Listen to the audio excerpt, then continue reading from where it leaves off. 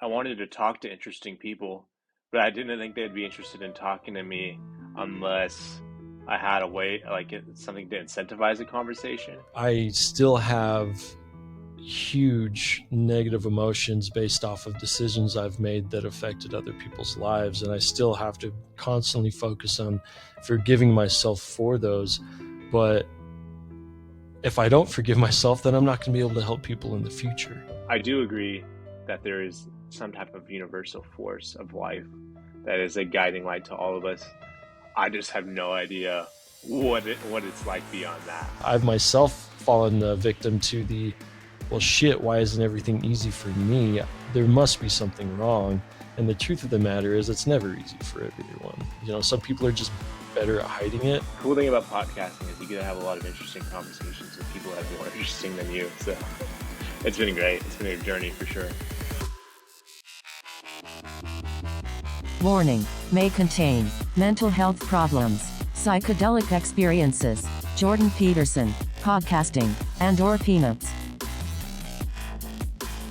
I am Woodstock. I appreciate you coming on, Johnny. It's the first time that on I Am Woodstock we have a guest through a virtual setting. I appreciate you helping me set it up. This is a Riverside is a program that will record the video and the audio all at the same time. And this is my maiden voyage. So listeners, let me know how the quality is, both audio, video. And we're lucky enough to have someone else that has some experience through podcasting. He's also a writer, and I've listened to a lot of his podcasts already. And he's got some great insight, the stuff that through my podcast, I've been able to learn a few things about Stoicism while going through and talking to people. I've noticed that mental health is constantly coming up, especially in this dopamine rush world we have of cell phones and TVs and screens everywhere. So when I came across you on Reddit and you reached out to me and we talked a little bit, I loved everything I heard, and I'm excited to get to know you a little better with my listeners in tow. And I just want to introduce Johnny. He's out of LA, and the podcast name, I have to say, I love it. It's called Don't Panic, We're All Going to Die. How'd you come up with that? Well, thanks, Jay. Jace, I appreciate you having me, man. And beyond honored to be here for the first remote podcast. But to answer your question, don't panic, we're all going to die. I guess it was just something that I was telling myself all the time. And I felt like it'd be a good name for a podcast. I like the alliteration of it, but it's like, it's supposed to be a sardonic title, not a sarcastic title. So it's more like an uplifting, like, hey, don't panic, we're all going to die, rather than like, don't panic, we're all going to die type of thing. But yeah, I guess it was just something that I was just repeating to myself all the time. And I thought it would make for a good podcast name. So it's like the logo for the podcast is like a skeleton drinking a smoothie with a T-Rex drinking a smoothie. And I felt like that was just like, it really sums up what I'm trying to do with everything. You mentioned when we were first talking a little bit that you're a writer and you wanted to write a book about, well, mental health, anxiety, depression, the things that we're constantly seeing come up in our world, and that the podcast was almost like a research tool to do that. Tell us a little bit about why you chose to jump into the podcasting Sure world. thing. Well, I think that I've been writing for a long time, so I wanted to write a book on some of these topics, and I've struggled with anxiety, depression, and at what I would call existential dread for a while. And so, I don't know, I just noticed that there was like this almost like this gap with people where it seems like online they're really happy, but in real life they're not so much, or it just seemed like everybody was struggling with some form of anxiety or some form of depression. And it might not have been like a lifelong thing, but I think everyone to some degree, at least with anxiety, has stuff that they're either trying to have figured out, or they're just completely helpless against. And so I just kind of identified that. I found that through my own journey that diving into like Stoicism and some Eastern philosophical concepts have really helped me. And then I don't know, I wanted to talk to interesting people, but I didn't think they'd be interested in talking to me unless I had a way, like something to incentivize a conversation. And so that's why I kind of came up with a podcast, because it was like, hey, we can have a conversation, but it'll be recorded, and anybody that's interested in what you have to say about these topics can listen to it. And so I joke that I'm just tricking people into giving me free therapy. I love it. I've felt the same way many a times. In fact, I've had a few guests on there that after we pull off the microphone, they're like, that was the most cathartic thing I've ever done. Just talking to someone. I'm like, well, that's what therapy is, man. And I think as you delve into, the mental health sphere and you start learning about different things, the one thing that as a man always comes up is that men typically don't have I guess, pressure release valve in some societies, at least mine, and a lot of people that I grew up, it's just not okay to express your feelings. Guys aren't supposed to cry. Guys aren't supposed to whine and bitch. And still part of me is like, yeah, stop bitching about it. But I think it's very important to make a distinction between, in a public versus close family, friends, and safe spaces. So that's something that myself I've been working on. But you brought up stoicism. That was a word that I'd never heard before I started my podcast. I'd actually met with an old college professor. He was actually an economics professor, and somehow, it was actually, I know how, through his anxiety and depression in his 30s, he was kind of at the tail end, and he was kind of ready to give up. And he expressed that it was through a lot of Eastern mentalities and stoicism that it brought him to the point where he could not only cope, but actually excel and enjoy life. So for people who don't know what stoicism, could you give us a little bit of what you've learned throughout your journey on Yeah, sure thing. podcasting on stoicism? Yeah, well, I think the first thing I'd say is that what I like to tell people is that oftentimes, like, Buddhism and Stoicism are very closely related. So when people say, that sounds a lot like Eastern philosophy, it's like, yeah, it's because they share a lot of the same concepts, which I think is why people who grew up in the West really tend to like it, because it offers something a little bit different. But the reason I got into the reason I talk about Stoicism a lot is because I feel like it's like one of the only things that I'm really educated on to any degree. When I'm bringing in like professors or people who are at the top of their professional field, I'm just a guy who does a podcasting, so it's like the only thing I can really bring to the conversation. But just to paint a picture of like what it is, I think so. It's a Greek philosophy, or started off in Greece. It came at a time where there was a lot of different schools in academia. So they're basically like people were trying to determine, the scientific method was still a relatively new thing, and people were trying to determine like what is the best way to live a life. And they had all these different answers. So you had the cynics who believed that the secret of happiness was to um, refuse a lot of like comfort items. So basically, to strip down life to all its essentials and to live off as little as you can. Then you had someone like the Epicureans who felt like life was centered around pleasure, and we should try to accumulate as much pleasure as we can because pleasure feels good, and that's not all of Epicurean is, but that's the basis of it. And then Stoicism was more about trying to find a sense of tranquility in life, trying to find a sense of peace. And I think in a world that there's so many stimulants to prevent that, I think that's really applicable now.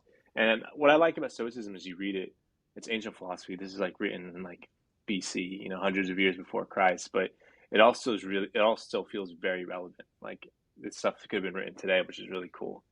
I would say the basis of it is trying to like focus on what you can control and to disregard the things that you can't. And then just to be focused on the present, to see your time here on earth as like a very valuable resource, as opposed to, uh, viewing money as the most valuable resource or anything like that. And then I think when you zoom out, that's like the tip of the iceberg. When you zoom out a little bit more, there's a little bit more guidelines for how to live like a Stoic ethically. So they have like four main virtues, which would be courage, temperance, justice, and wisdom. So trying to, you know, use those as kind of like benchmarks for how to be an ethical person in your life. But I think the ultimate goal is to achieve what's called ataraxia in Greece, which is really just mental clarity, mental tranquility. And if you could be in a state of mind where you're just okay with whatever happens to you, no matter what, that's like the ultimate goal. So, very brief summary of Stoicism, but um, that's kind of my takeaway of what it is. So when you say being okay with whatever happens around you, is it just laying down, or is it more of controlling what you're able to and being okay with the stuff you Yeah, so can't? this joke that I'm not sure if I even came up with it or not, or maybe I just heard it somewhere, which is like this guy, like there's three people, one of them comes up to God and he asks, I want to eat, like God's like in a good mood. He's like, what do you want? What do you want today? I'll answer whatever prayer you want. And he's like, I want all the money in the world and never want to have to worry about money again. And he's like, all right, cool. But then he has all these problems relating to money because people are always asking him for money. He realizes that it's just not, it doesn't fill the void that they thought it would fill because with, more money, more problems. The second person comes up and asks him, I want to live forever. And they're like, cool. It makes them live forever. But as time passes, their loved ones die. Everyone that they know eventually passes away. They're stuck trying to formulate new friendships that are ultimately going to be obsolete. And they're like, this isn't really what I wanted either. I don't want to live forever. And then the third person comes and asks, I just want to be okay with whatever happens, no matter what. And the person walks away, the perfect stoic.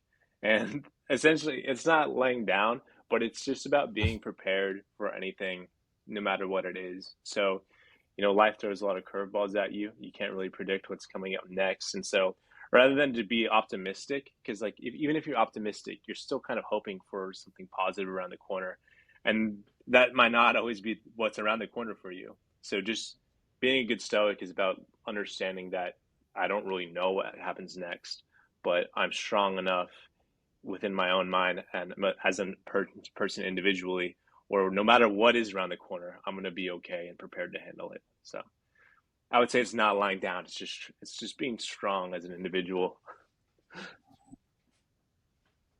What steps do you think I like that can take to become more stoic? The best thing that I would suggest is to just go back and read the Stoics. So there's not a lot out there. There's like three big ones, which are Epictetus, Seneca, and Marcus Aurelius, which are like the most famous Stoics. I'd put them on like the Mount Rushmore. And you can just go back and read all their texts. Like I said, they're like really accessible. And I think Marcus Aurelius specifically. So for a little bit of context, he was a Roman emperor. He was one of the last good emperors of Rome. And he wrote a journal to himself in which he was a philosopher emperor, basically.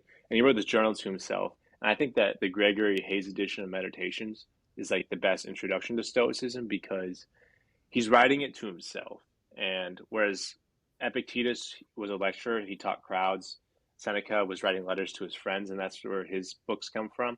Meditations is him writing to himself. So I found that by, really studying meditations and understanding the message that he was trying to convey to himself, I was able to practice those same mantras in my own head. And then eventually I started believing in them. And then eventually I was able to apply them. And I think that over time, because it does take time, it's like, it takes practice, just like meditating does. I think I was able to apply them to my life. And all of a sudden, all these things that felt like really big problems started feeling a lot smaller. So reading the original text, I think, is the best place to start. But thankfully, we have like YouTube, TikTok, and all these other resources. If you're interested, you can just Google it. Yeah, that's the best part. I love living in this modern world. We have a lot of issues, as I pointed out, with the whole like dopamine addictions because of the screens. But hell, if we're going to have that addiction, might as well put it to good use and focus on the good stuff. I liked what you said.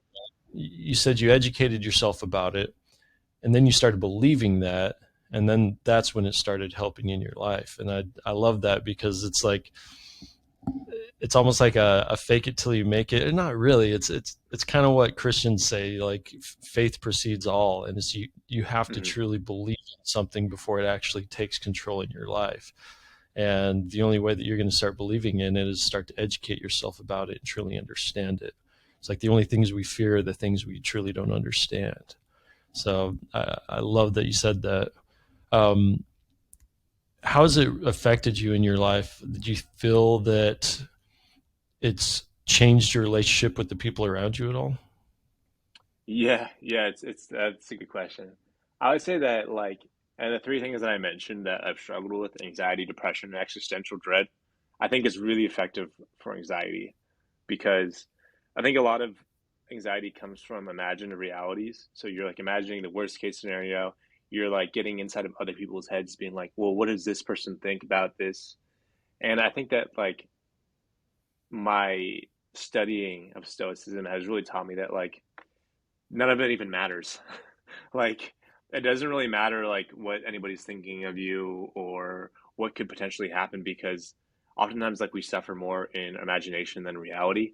And so just being able to like discard a lot of these negative thoughts that I think we don't know like oftentimes with anxiety it's like you don't realize that you're anxious until you're like at a certain point, but it's like really it's like you were in this whole anxiety hole for a long time until you're like, wait, I should stop thinking about this.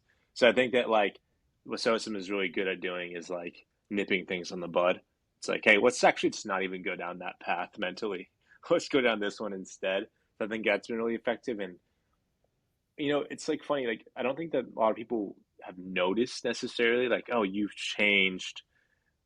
Except for people that are really close to me, but like I had this one experience where I was supposed to go to a concert with a friend and his phone died and like I just had no way to get hold of him. We were supposed to leave in like 30 minutes, but people were asking me like all day, like, hey, isn't so and so supposed to pick you up?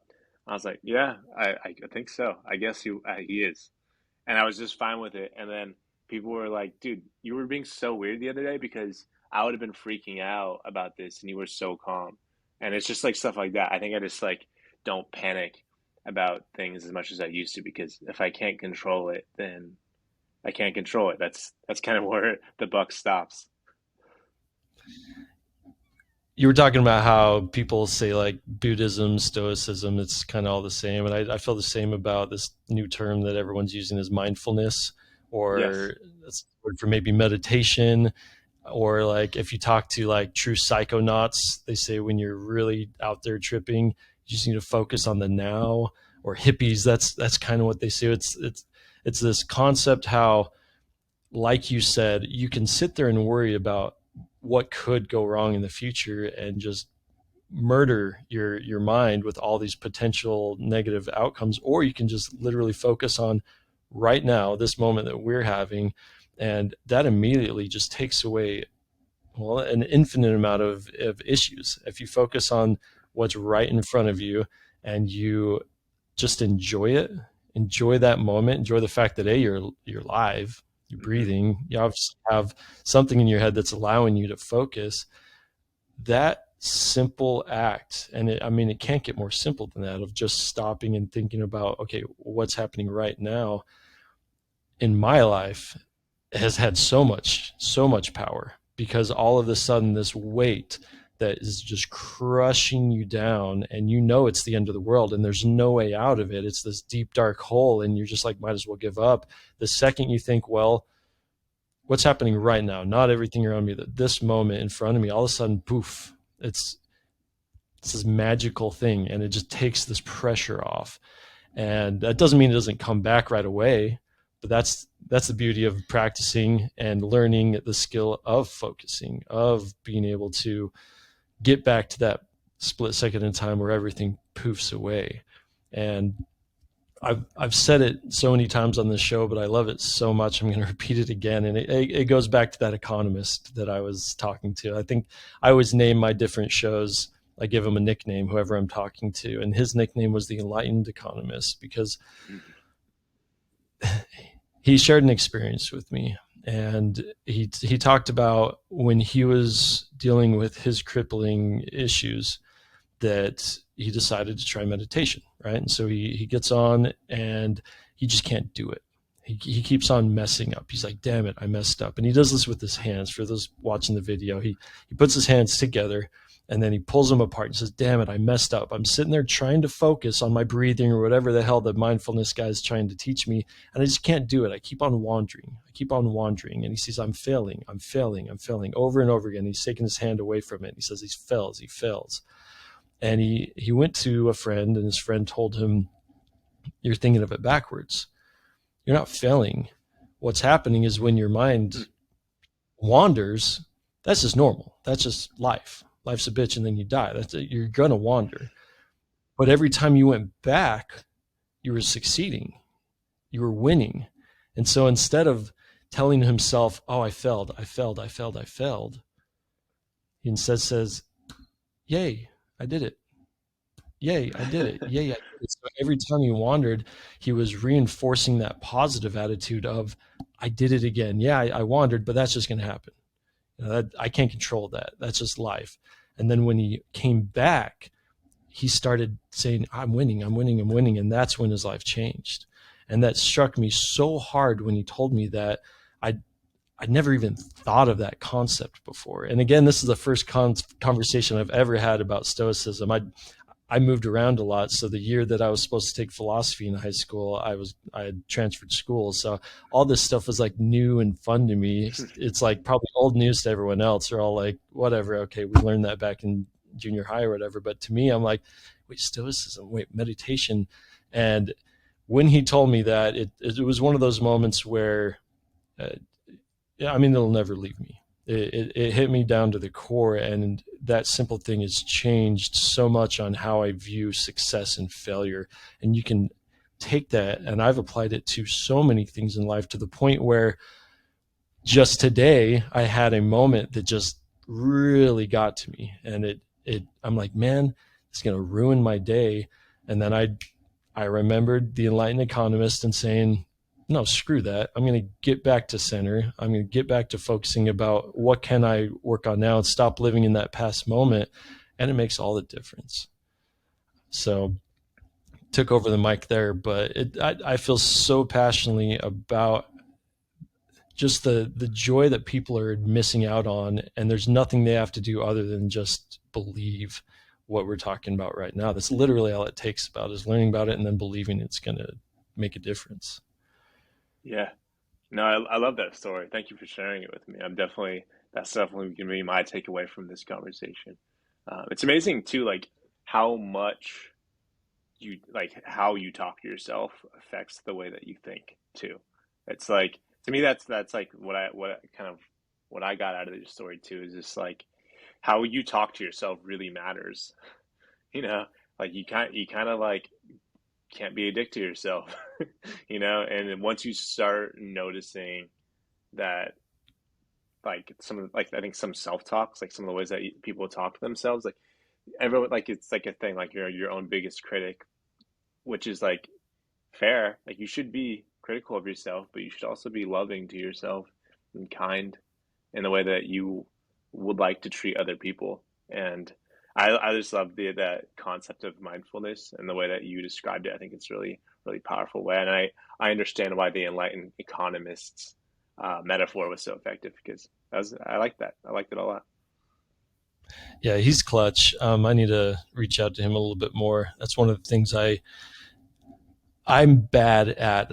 I have 3 brothers and 2 sisters, and I probably talk to them like just a few times a year. And it's not out of lack of love, because we're great together, but I'm just that type of person. And now that I'm meeting all of these amazing people throughout the world through the podcast, I constantly get down on myself of like, Jace, you need to do better. You need to reach out. But then I remind myself that I have kids and a job and a wife and a million other Yeah. things that need to happen. And then I have to start forgiving myself, like you said.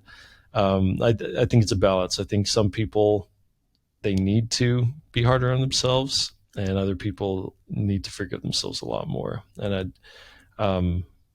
I think part of the reason that we're seeing such an influx in people talking about mental health amongst youth, I think part of it is just awareness. I think we have words for these things now. Like I talked to my dad. He wasn't raised with the word depression. He didn't know what anxiety was. He had them. We all do. We just didn't have descriptors for them. And now that it's in our face, it's like, oh, everyone's depressed, everyone has anxiety, and Yeah. maybe there actually is an influx, and I think because of the constant, dopamine addictions that we have due to our screen time is part of it. But I wonder how much of it is that versus us just being more self-aware. No, I think that's a great observation, and it's one that I'm completely on board with too. Like I remember, like, so I'm 29.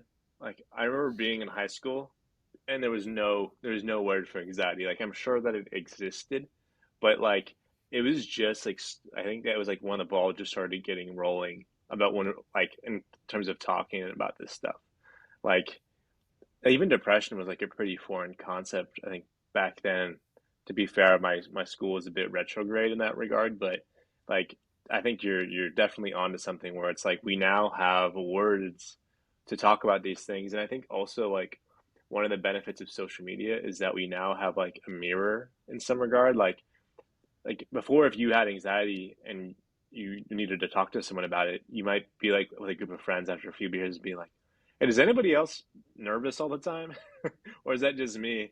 But now it's like you can put up a camera and be like, "Hey, I'm nervous all the time. Does anybody else feel this way?" And then you'll get 100 comments being like, "Yes, I am too." And I think that, like, where I try to spend my time is that I get worried. My concern is that, like, we spend too much time just trying to find camaraderie in our suffering, where it's like, I'm anxious. I want to talk to other people that are also anxious so they can empathize with what I'm going through. But I don't think we spend enough time, like, just discussing solutions to these problems. And so I think that's like where my focus is. I'm like, okay, I hear you, but like, how do we progress from here? And so I think you're definitely onto something, and I'm so glad we're at a point where we finally have words. And I think that, like, when I say anxiety, like, you know what I mean by it. Um, Mm-hmm.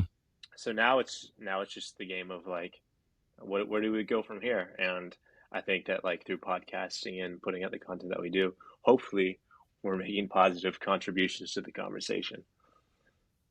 Yeah, one of my favorite scenes of all time is in Patch Adams, and the spoiler alert, Robin Williams is in the nut house, and the guy holds up his fingers and he asks how many fingers there are, and I can't remember the number of fingers, but the point of it was we focus too much on the problem and not the solution. And I me being I'm 38, so I'm a little bit older, similar generation, but as I talk to older generations, the thing I get a lot about is that the younger people are just snowflakes, or they're just whiners, or they need to grow up. And sometimes I feel that way too. I'm like, oh, get over it. Okay, we all have anxiety. Let's move on and let's figure out how we can actually do it. And I feel like a dick thinking that way, because some people, they need that help, they need the understanding, but at the same time, we have to keep moving forward. We're all lucky enough, at least in the U.S. and a lot of the Western world, we have the luxury of being able to whine, I guess, Yeah. where 200 years ago, if you whined, you got left behind and you died. And I'm not saying that that's how I want things to go back to. I mean, we should be working towards a world where everyone does have help and we have the time to think about things other than food and water. But what kind of solutions do we have with, say some younger people are listening to us right now, and they're hearing us, they're like, well, I am nervous all the time, I am depressed. Like, what do you think the best steps they have to actually move past that and focus on the solution versus the problem? Yeah, I mean, that's the million-dollar question, right? Um, I mean, I think the answer to almost every question is there's a balance. And that sounds like maybe like an oversimplification, but I really do believe that. There's this guy that I spoke to. His name is Will Scoter, and he's a really smart guy. He has some really, really cool videos on YouTube about happiness. And his whole thing is that, like, I think that this question of what is happiness is like the most important question of all time. And so he's spent like the past few years researching it. He's also like maybe like a little bit older than me, like he's probably like early 30s, latest. So I think he gets where we're at generationally, I guess, or in this moment in time. Um, but what he was saying was that like happiness, if we were to zoom out, is broken down into like a few different emotional states. So like happiness itself, we think of it as like expressions. So we think of it like, oh, happiness is joy, happiness is having fun. And that's like an American interpretation of happiness, but that's like not at all what happiness is, according to him, and also according to me, because I subscribe to his ideas. But he was saying that like those are expressions, but really what happiness is like an emotional state. So you can almost imagine like the ocean, and the waves are like little expressions, those little things that you feel every day, but your actual emotional state is what's below the surface. And Hmm. he kind of broke it down as happiness is made up of like a few different things. So um like if you like Aristotle had this idea, it's called the golden mean, where like there's two sides to every emotion. So like courage is like a really good thing, right? It's like right in the middle. But if you're too courageous, you're reckless. And if you're not courageous enough, you're a coward, right? So you're really striving to that back to the balance. You're really trying to be somewhere in the middle. So you want to be courageous. And happiness works the same way. So on one hand, like the middle is tranquility, right? And then on the left hand is like anxiety. So like if you're trying to be more happy, you want to bring it the balance closer to tranquility, but you might have anxiety, so that might be something you work on. Then this other concept he had was this.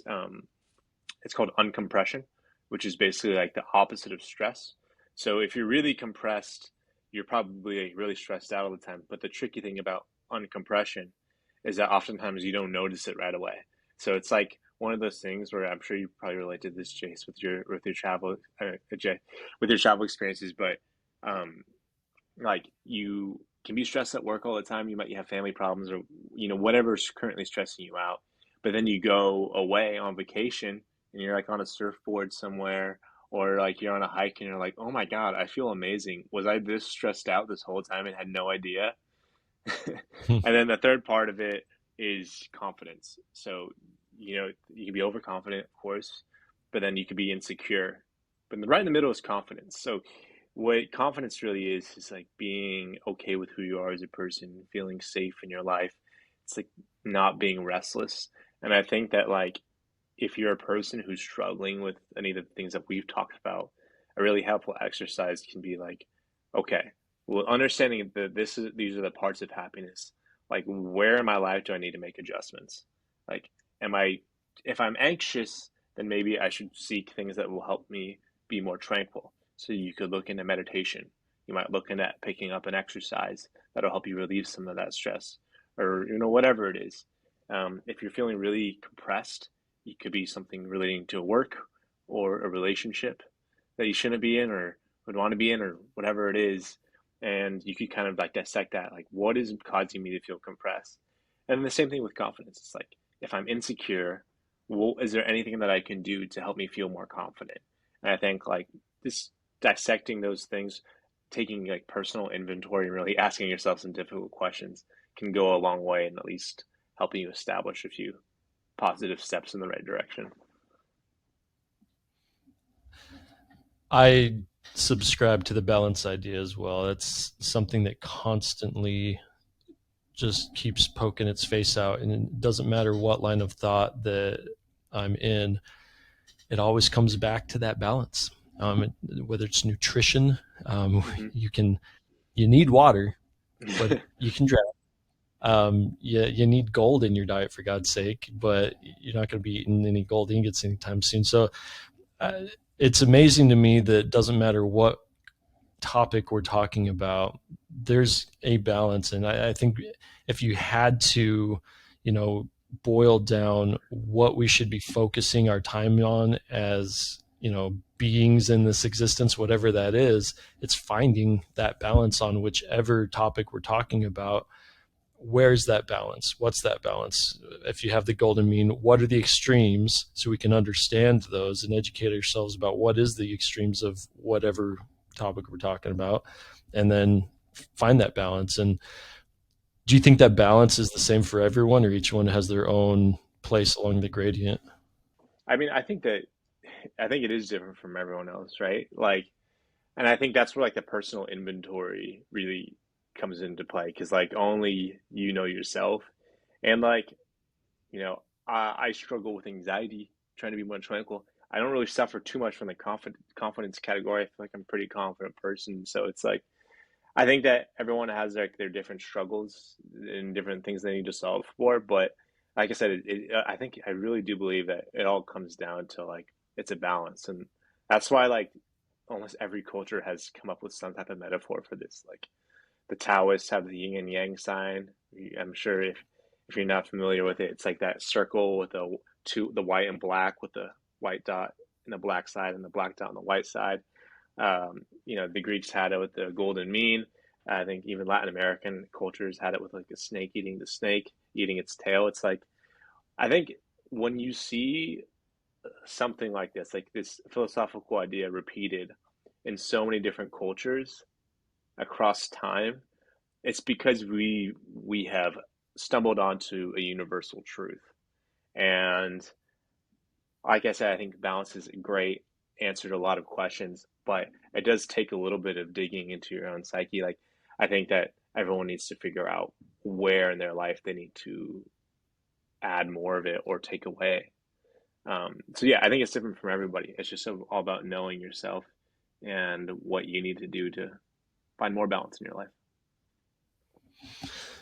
I'm going to take us a little off track here just because you said something that I just like asking people's opinions on. Yeah. Each one of these different cultures, they all have these similarities, as you pointed out. Do you personally feel, and my belief is that no one will ever know or can know, but do you personally believe that there is a force that drove all of these different cultures to have these ideas, these same myths or similarities, or do you think it's just everyone came to the same conclusion and expressed it in a similar way? They're different but similar. Yeah, that's a good question. It's something that I've been trying to figure out for a while. I like to joke that I'm optimistically agnostic because I do believe in a God. Um, I just don't know what they are at all, what shape they Form are. God. Yeah. Yeah. But I know one of the first conversations we had, we talked about, psychedelics being like a positive force in our lives. And I think that one of the things that they do is it causes you to see everything like I guess part of like a big tapestry and that we're only just like a thread in that tapestry. And so when you're asking about questions of like a universal force that guides these ideas, I subscribe to the belief that we are just much more connected than we like to think of ourselves as being. And so I do agree that there is some type of universal force of life that is a guiding light to all of us. I just have no idea what it's like beyond that. I just kind of it's kind of like an intuition, I would say. But in terms of like how specific it is or how it really affects us, I have no idea. I mean, that is crazy though. When you sit there and you read accounts of people who have, and I say psychonauts to people who don't know what that is, people who use psychedelics and really dive down deep, they always come back with similar stories, right? From different geometric patterns that repeat across the world that are pretty unique. And all of those different cultures have some sort of psychedelic that have brought it in. You have the indigenous people down in South America that are mixing a pretty complex combination of a, what is it, MAO inhibitor and the DMT. I'm not sure if I'm saying the names right. I'm not the expert on it, and when you go into these, I guess, psychedelic states, there's all these common threads. Like the one that comes up a lot is when you dive in, you see maybe like some elvish people, but if you really, really dive in, they say that, and you may know more than this. I'm just repeating things I've heard over this time span of expanding my mind and talking to people about it, but there's always a snake that shows up, and that the Mm. snake is like the mother that tells you what you need to know, and they're the final, like, all right, you've made it. Here's this little tidbit of information you need. And the fact that we have accounts similar all across the world, it's one of two things. It's either there is this higher power and it's trying to tell us all something, or that's just in our DNA. It's in its hardwired firmware to where we just use these substances to access it. And once we access it, it's just there in all of our minds. And anyone who says they know one way or the other, I think, they're just kidding themselves, or they have some information that I don't. But I think it's the Yeah, prior. Uh, yeah. It's a Go fun ahead. question to ask though, you know? And yeah, I think that there's like it's not only just like because I think that there's a lot to be said for like geographical patterns and stuff. And like I know like you can do like some pretty deep dives on like the Fibonacci sequence or you know all those kinds of like mathematical things that are kind of like the fabric of life. But another thing that I think is really cool is just like music. Like music exists in every culture like that's ever existed, and so like that's really cool when you look at like just anything that exists across the world despite having no cross pollination, I think is really interesting. And I would call these things like universal truths. People probably have better names for it than I would, but I think that those types of things are really interesting to think about because they're just further proof to me that we are all connected to some degree. And whether it's, an intelligent force that is God or this kind of like life itself operating in a void or a vacuum, I think I think there's something to it. There's something of substance behind everything. So that's my experience with psychonauts in a nutshell. I love asking people about their psychedelic experiences, and the reason I do is I've talked to a few people that they were at they were at the end. Like, they decided, I'm no longer going to proceed with life. They were done. They're ready to call it quits. And through a psychedelic experience, they became a full person again, is how they've kind of explained it. They're ready to snip the string, and then through that experience they realized, no, fuck that, I'm gonna live because this is amazing around me. And just the insanity of the 180 aspect. And I've heard it from quite a few different people. Have you yourself, you mentioned that you had dealt with that anxiety and depression. Was psychedelics part of your journey out of that? And I say out of that as if it's ever gone, but in your ability to become the confident person that I'm talking to today.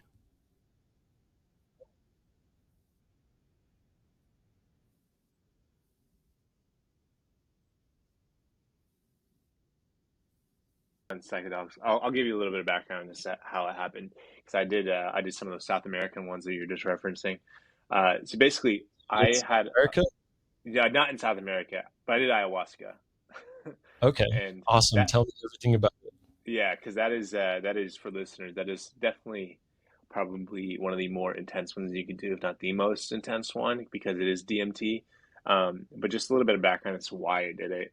So I went to my friend had a birthday party, and I woke up the next day, and I had like a terrible cramp in my leg, like I could not walk at all, and I was like, okay, I need to go to the hospital for this. Or I called a nurse, and they were like, hey, this could be a blood clot.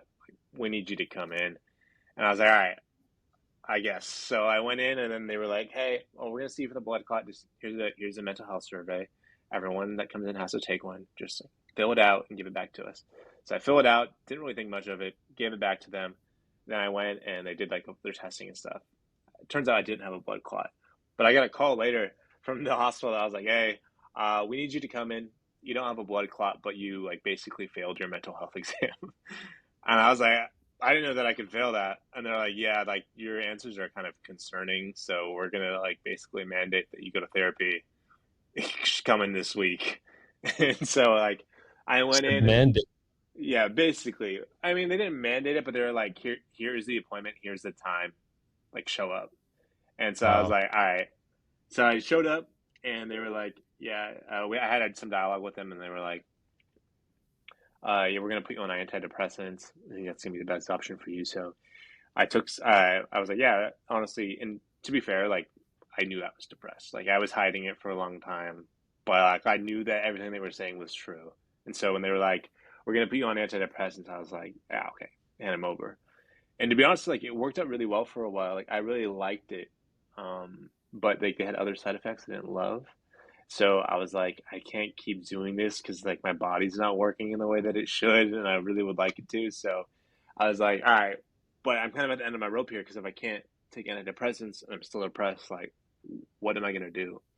And then I had a friend who had done ayahuasca, and they were like, hey, I'm not sure if you're interested in this at all, but I'd had this experience a couple years back, and I felt like after doing that, I almost had like a net beneath me where like I couldn't get below a certain level mentally. Whereas like so if you're like you're normally out of five, it's like it will you can't get lower than a three after this. And I was like, that sounds really interesting. So yeah, what's the number? And it was actually fairly it was a pretty comprehensive process. Like they did a lot of interviews with me, made sure I was like cool and that I was ready for it and that I was because it's really viewed as like medicine. Like they're not like, hey, let's go to a music festival and take ayahuasca. Like it's not that at all. And Hell so no. yeah, not at all. And so like I showed up. It was like this house, and there was like a lot of like there's a lot of like narcotic addicts there. So I'm gonna hit this light real quick. Just give me a little water. So there's like a lot of like narcotic addicts there. People who had like had heroin, like problems with heroin and alcohol and stuff. And then I was just like, hey, I'm depressed. And so I felt like a little bit out of place. But after doing it, so it was like, it's like ayahuasca is a tea, so it comes from a vine. And the psychoactive ingredient is DMT. Like you don't eat the day that you take it. Like I fasted that day. And we stayed up until like 9 p.m. Maybe we took it. And then like for the next until like 6 a.m. You're just like tripping out. And you're like on a spiritual journey. And it was like how I would describe it for someone who hasn't taken it is it's like if you've ever had a dream where you're like, whoa, that dream felt so real. Like I felt like I had all five senses.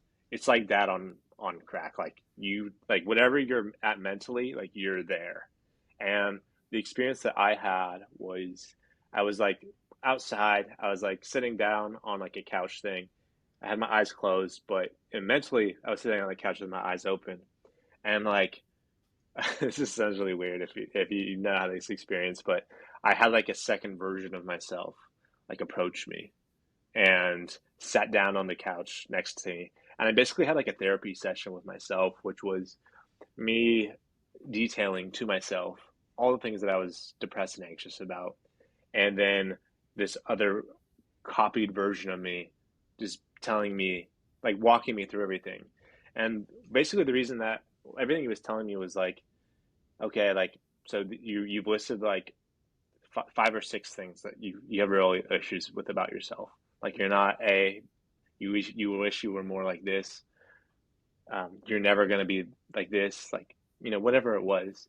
But he was like, but dude, like you get to be you, man. Like you get to be smart, you get to be funny, like you get to be, I don't want to like go on like a tirade about all these things that are great about myself, but it was me just telling me all these reasons that like, hey, like you should be grateful that you get to be you because you're great for all these different reasons. And because it was me telling me that, I felt like it really sunk in. And then like the next day I just woke up and I was like, hey, I get to be me today. And like that's awesome. And I'm just really happy to be here. And then yeah, so I think that was like my experience was that it allowed me to be more comfortable with myself. And this happened a few years ago. And the byproduct of being more comfortable with yourself, and this is what I've learned through the experience, is that like once you're okay with yourself, you can really be of service to other people. And like whether that's navigating anxiety or depression, or whether that's coaching a little league basketball team because you're good at basketball, whatever it is, like once you solve your own problems, you're in a much better position to help people with their own problems. and helping people with their problems is like infinitely more rewarding to solving than your own, in my opinion. So that was my experience with ayahuasca. Can't say that I recommend it for everybody because it is a fucking roller coaster, but if you're at the end of the rope, it's not, I guess it can't hurt you. Well, that sounds very similar to other experiences I've heard. And I think I might have mentioned one of the women that I spoke to on my podcast. She's now a medicine woman in Washington, and she had a very similar experience. She was at the end of her rope, and through ayahuasca, it opened up a world of options for her that she did not know were options, and got to the point to where now she's helping people through not ayahuasca, but through psilocybin. And I don't think there's a more noble goal in life than helping others. And I can't agree with you more that you are no help to anyone if you yourself aren't okay with yourself. If you don't know who you are, if you're not okay with who that person is, then you're not going to be a help to the people around you. You're going to be the opposite. You're going to be toxic. And the most rewarding thing in life is knowing that you've helped someone else in a positive way. And the most devastating thing, at least for me, is when I've made decisions that have negatively impacted other people's lives. And I always tell myself, no regrets. No regrets. It's a play on a commercial where he gets a tattoo and it says no regrets. But Yeah. I still have huge negative emotions based off of decisions I've made that affected other people's lives. And I still have to constantly focus on forgiving myself for those. But if I don't forgive myself, then I'm not going to be able to help people in the future. And it's the constant, it's like the enlightened economist. It's always reminding yourself, hey, no, yeah, you fucked up real bad this time, like real bad, but come on back. You got to succeed again. You got to remember you're right now and you're not your past. And let's focus on right now. So the future, you can actually be a help to others. Lots of people don't like Jordan Peterson for many good reasons, but he's right in the sense of that you have to clean your room first. You can't save the world until you figured your own shit out. And in the light of, accepting people even with their faults, I will accept Jordan Peterson for all of his wisdom that he has given to people and helped a lot of people in that sense. I don't know about some of the other things he says, but I can't agree with you more. When we first spoke, there's always that question of, is this guy nuts? Is this guy, are we going to see eye to eye?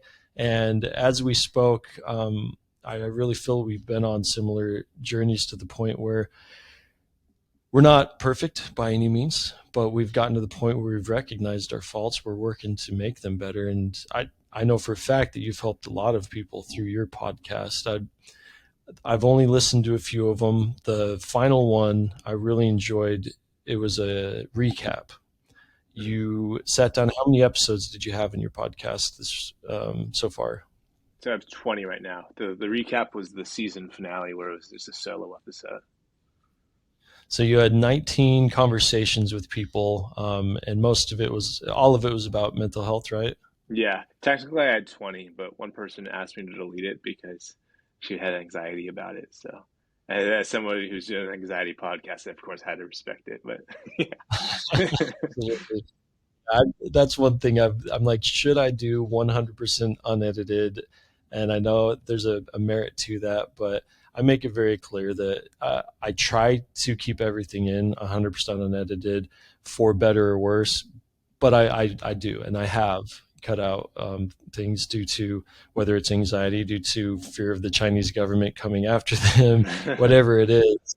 I will respect that. And also, me coming from a very conservative background, my dad would probably not be super happy about some of the things I've done. And I've come to the point where, I've understood that he's going to love me regardless, but other people still have to work through that. So when I asked you, hey, do you do drugs? It's, I'll give you the option if there's people out there you're worried about hearing about these things. I respect that, but I highly respect people who, and again, this is another term from the enlightened economist, but about sharing your darkness. Um, Too many times that we have success, we share it, and that's awesome. That's wonderful. It's beautiful. I love seeing the successes of others, but I've myself fallen a victim to the, well, shit, why isn't everything easy for me? There must be something wrong. And the truth of the matter is, it's never easy for everyone. Some people are just better at hiding it. Even people who have those trust funds, they're going to deal with just as much anxiety and depression. And what's the saying? The worst thing that's ever happened to you is the worst thing that's ever happened to you, regardless of what that is. Yeah. So I love the way you see life, and I want to hear kind of from what I heard on that final episode that was recapping through those interviews. What were the highlights of the conversations that you had, and more specifically, what were the things that surprised you the most? Yeah, that's a great question. I appreciate you asking it. Um, so I think that like like a couple of conversations that stuck out to me was the one I had with Will Scoter, which is the one about happiness. I kind of described it a little bit earlier, but we just talked about like what is happiness, and like for me, just understanding that there's like that we can actually like piece it out and like tackle it in parts rather than like being like, what is this thing? Why am I not happy? The pursuit of happiness is, I guess, kind of learned that it's kind of like a lifelong journey. It's not something that you can eventually achieve. But understanding that it is a lifelong journey makes you a lot better about chasing it. So I really like that conversation. I had a conversation with John Gorley, who's the lead singer of Portugal a Man, and I really like that conversation because like I was a fan of the band for so long, so it was just so cool that I was able to talk to him. Um, but just also like he has like really bad anxiety. That's the reason that he wanted to talk on the podcast, and it was just like really really comforting to like understand that like you can be a rock star who has fulfilled your dreams and still have anxiety and suffer with all the same exact things that I do. But also I've said this before, like, dude, he's like the most chill, humble, cool guy. Like he's like more humble than I am, and he's like a rock star. It's crazy. So like, just like that was like really cool because I was like, I want to be more like that, and I didn't expect that to be my takeaway. Like, sometimes you meet people where you're like, that was a really cool person. Like, I want to try and like incorporate some of their being into mine because I like it so much. Like, I just would not have expected to have that with him at all. But like, he was just like so down to earth and cool.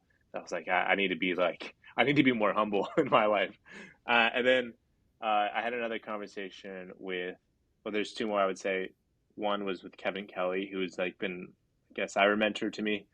Um, just because like I just like really like all of his writing. So he's a futurist, but he talks a lot about optimism and the reason why we need to be optimistic. And his whole thing is that like the people who are going to really be leading change in the future are the people who are optimists, because in order to have, you know, to implement change that changes the world, you need to imagine that it can exist and that it's real, and to think about different ways that it could be potentially implemented on a large scale. And so that's really helped me. It's like just like the importance of being an optimist, other than being like uh, you should just see things glass half full all the time.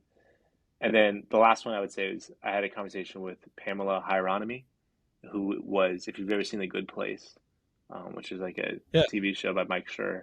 Yeah, so she was the consulting philosopher for it. So the show is all about ethics and what does it mean to be ethical. And so it was really cool to have a conversation about with her about it, and this diving into this topic of conversation that was around, what do we owe each other, like, like to full stop, like what does it mean to be ethical in terms of how we interact with other people? What do we owe each other? And I think that's like that is one of the most important questions of all time. And so to talk about it with somebody who's spent their entire life studying ethics was a really interesting conversation. And yeah, I mean, I wish I had like a better. So the funny thing was is that like her and Mike Schur, who did like The Office and Parks and Rec and then The Good Place, like they actually disagreed on the answer to this question. So it's not like a question that has an absolute answer, but it's like to me, it's just like what we owe each other is like the best that we can. Like you know, we just gotta all try our best at being the best person, and we're all gonna fail. Uh, it's good to learn how to accept your own failures. Like, like you mentioned, feeling guilty about certain things. Like, that's a normal part of life. Like, we're all guilty sometimes. We all have things that we're guilty about. But learning to forgive other people for the things that they do. And then, most importantly, I think learning to forgive ourselves is like a huge part of our personal journey. So, yeah, man, cool thing about podcasting is you get to have a lot of interesting conversations with people that are more interesting than you. So, it's been great. It's been a journey for sure. Well, Johnny, don't panic. We're all going to die. Fantastic podcast. Everyone check it out. I really, really enjoyed talking to you, man. I'm bad at my job. I've said that pretty much on every episode I do. Because when I'm not on the microphone, that's when I'm like, oh, I want to ask you this. And that's when we really dive into some really good shit. I'm getting better. Don't worry about it. Season 10 is going to be amazing. But I can't thank you enough for taking some time to coming and talking with us. I think everyone should go check out your podcast. I'm definitely going to listen to the one about the ethics because that one really keyed me. And also the futurist. Remind me his name again? Kevin Kelly. Kevin Kelly. I'm going to have to go pick those ones out. If you ever listen to Tim Ferriss is like, he calls Kevin Kelly the most interesting man in the world. Like, he's like Tim Ferriss's biggest influence, which is a big influence for me. So yeah, sorry to interrupt. That's awesome. No, not at all, man. This is your show.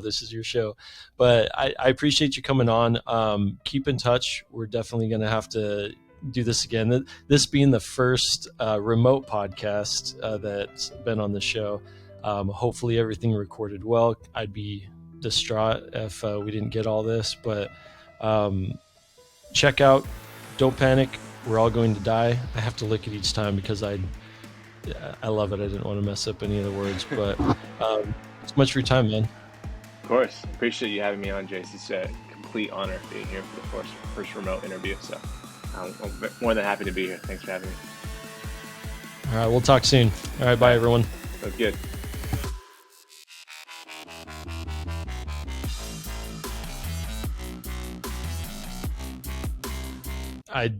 I really meant everything I said, mostly that I'm really bad at my job because I felt I have so many questions for you that I could have led you into better, but you were spot on. The fact that you know Stoicism so well, you know all the different main players and were able to spell it all out, it's really impressive. And the fact that you got some pretty badass guys on your podcast is a tribute to, you've been able to really shoot for the stars there. That's awesome. I've not done that. I've kind of let things go more organically by design. I let the things happen to me as more of like almost like a life experiment. Like, I don't know if fate's real, but if it is, I'm going to let it like work its magic on how my show does. And it's more of a quantity. I do enough episodes and eventually there's going to be a flow that I'll find, but you nailed it when you said it's definitely a good way to learn a lot and meet some cool people. And you're one of them, man. I appreciate it. Thanks, man. Well, I appreciate you having me on, Jason. I really enjoyed talking to you. So I've done like a couple guest spots, and sometimes they can be like a little bit like you don't really know the person, so it's kind of hard to get into it, find a rhythm. But I felt like this was really easy, and just like our first conversation, we should definitely stay in touch. I definitely enjoy talking to you, man. I am Woodstock.